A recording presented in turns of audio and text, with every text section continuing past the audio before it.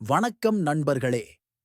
இன்று நாம் பேசப் போகும் விஷயம் சித்தர்களின் மர்மம் மற்றும் அவர்களின் அமரத்துவத்தின் ரகசியம் பற்றியது. சித்தர்கள் என்பது தமிழர் கலாச்சாரத்தில் மிக முக்கியமான ஆன்மீக தலைவர்கள். அவர்கள் யோக வழிகளையும் தியானத்தையும் பின்பற்றி தங்களை எவ்விதமான உலகியல் ஆசைகளும் கட்டுப்படுத்த முடியாத நிலைக்கு கொண்டு சென்றவர்கள். சித்தர்கள் தங்கள் உடலையே ஒரு கருவியாகக் கொண்டு அதன் மூலமாக ஆன்மீக பூரணத்தை அடைந்தவர்கள். அவர்கள் இயற்கையை ஒரு பகவானாகக் கொண்டு அதனுடன் ஒன்றிய நிலையில் வாழ்ந்தவர்கள். இவர்கள் வாழ்க்கை முறைகள், சாப்பாடு, சுவாசம், தூக்கம் எல்லாம் கட்டுப்பட்ட முறையில் இருந்தது. இதன் மூலமாகவே அவர்களுக்கு அதிக ஆயுள் மற்றும் சில சமயங்களில் மரணமே இல்லாமல் வாழும் சக்தி கிடைத்ததாக நம்பப்படுகிறது. சித்தர்கள் அனுபவித்த அந்த ரகசியம் காயகல்பம் எனப்படும் உடலை இளமையாகவும் நோயற்றதாகவும் வைத்திருக்க உதவும் முறைகள். இந்த முறையில் மூலிகைகள், தியானம், சுவாச கட்டுப்பாடு மற்றும் உள்ளுணர்வு போன்றவை சேர்ந்து செயல்படுகின்றன. சித்தர்கள் பெற்றிருந்த அஷ்டமா சித்திகள் என்பவை அந்தளவுக்கு ஆச்சரியமளிக்கக்கூடியவை. ஒரு உடல் மிகச் சிறியதாய் மாற முடியும், மீண்டும் பிரம்மாண்டமாக மாற முடியும், காற்றைப் போல எடையில்லாமல் மிதக்க முடியும்.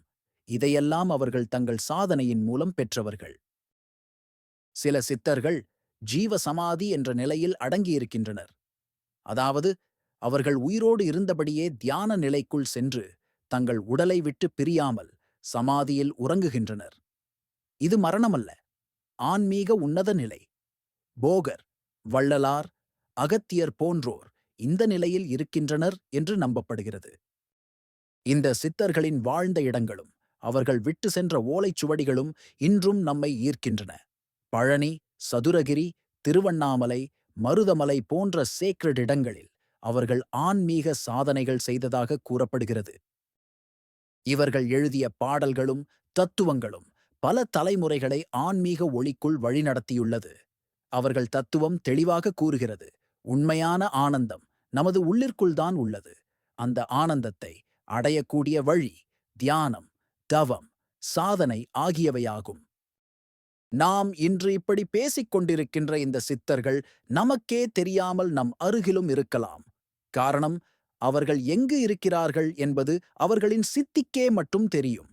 அவர்கள் வாழ்ந்த வழிகளை நாம் அறிந்து நாமும் நம் வாழ்க்கையில் சிறு மாற்றங்களை கொண்டு வந்தால் நிச்சயம் நமக்கும் அந்த ஆன்மீக ஒளி நேரிடும். நன்றி நண்பர்களே. இந்த வீடியோ உங்களுக்கு பிடிச்சிருந்தால் லைக் பண்ணுங்க, ஷேர் பண்ணுங்க, சேனலை சப்ஸ்கிரைப் பண்ணுங்க. உங்கள் கருத்துக்களை கீழே கமெண்ட்ல சொல்லுங்க.